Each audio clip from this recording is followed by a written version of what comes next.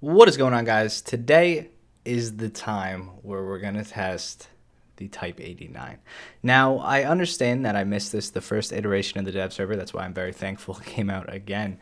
And I did get a chance to test it around in the test drive. Now, disclaimer alert, there is no actual PvP in this. I just shoot stagnant targets, but you kind of understand what this gun is going to be capable of and why this vehicle is going to be good from just seeing me test drive it.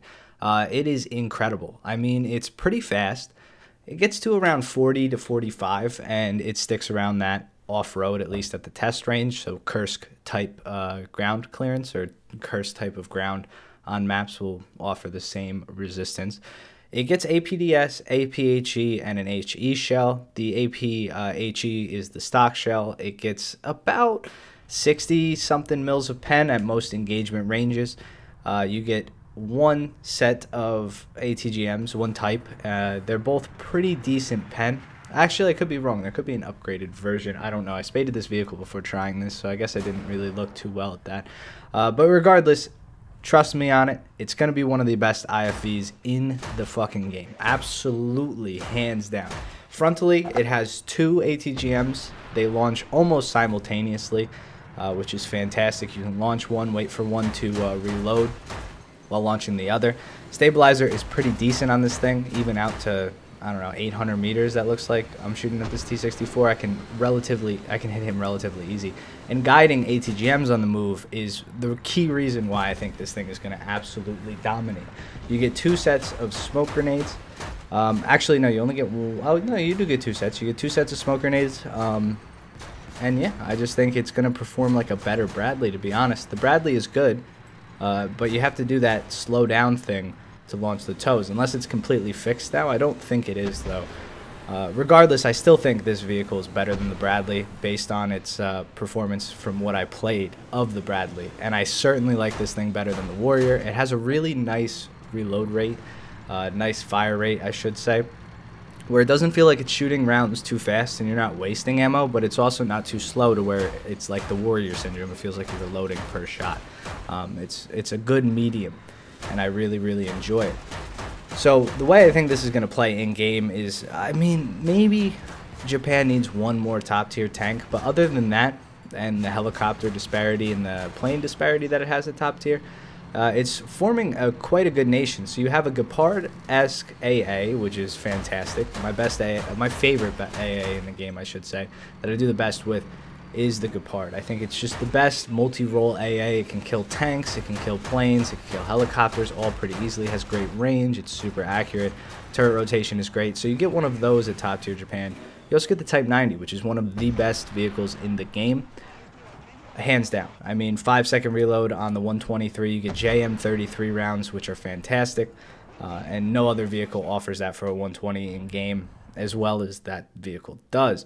Now, on top of that, now you're going to get an IFV that is competitive at all aspects, at all tiers in this game. It has a fantastic ATGM. It gets two of them.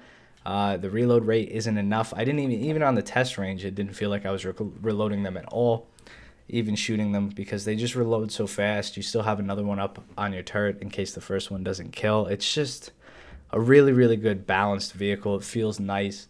And when I say balanced, I don't mean balanced in the game. I have no idea how it's going to play.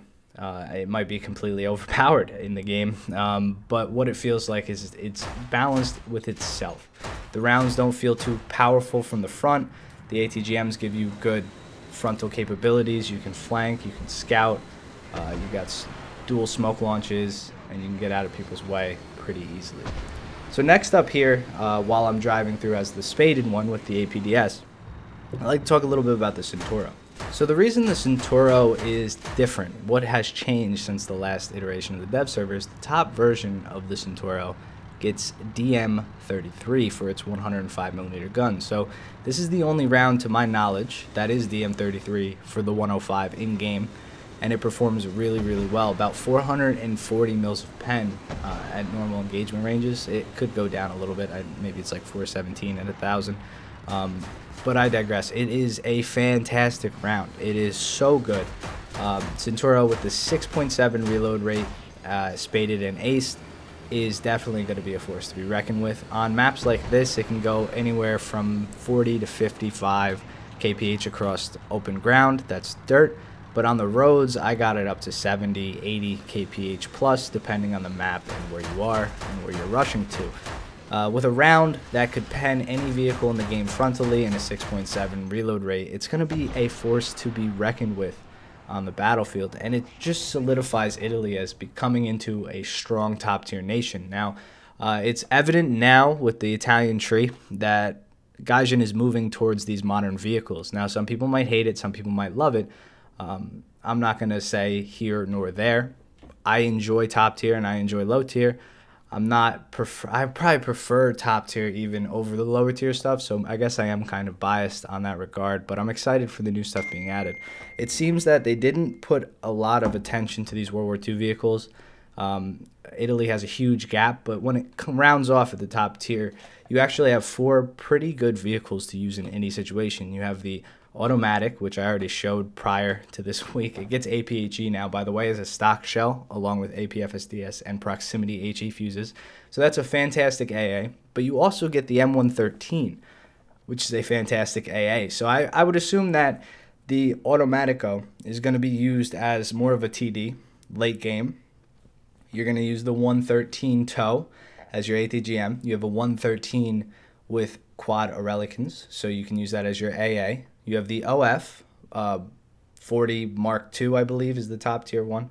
And then you have the Centauro with DM33, which just is a very, very good, well-rounded top tier lineup. No helicopters yet, but you do get the G91, which is able to carry, what, 90 or 76 Hydras, I believe, and various other ordnance, which is just, it's going to be a fantastic tree to play at top tier. I think it's almost going to be a treat, and it makes me very excited for like the new stuff that they're going to add continuously down the line. These trees are only going to get better as nations develop better tanks at higher tier. So while there may be imbalances in some of these nations at lower tier, it's kind of representative of real life, kind of not. I mean, Italy didn't have a ton of vehicles. Let's be honest. They did have a lot of vehicles, I should say, but they didn't have a ton of vehicles that were worthy of being put in the game necessarily. They're just not that good at lower tier. It's not like Germany, Russia, or America, or Britain at the lower tiers. They just didn't use that many, right? Obviously, Italy during World War II was in a peculiar spot, especially after, but once they started to develop their own vehicles, they get better and better, and that's only going to happen with all of these nations that suffer from the kind of Lend-Lease problem that we have in War Thunder in the buffer tiers, I should say. So as nations get better and better vehicles, obviously we have the Hellfires being added, first iteration with laser guidance. There's only going to be better stuff, better things to shoot vehicles down, better balancing factors, and I'm sure these are going to come in the coming months after Christmas, after we get this update. I would assume that content's going to be rolled out pretty regularly towards the top tier.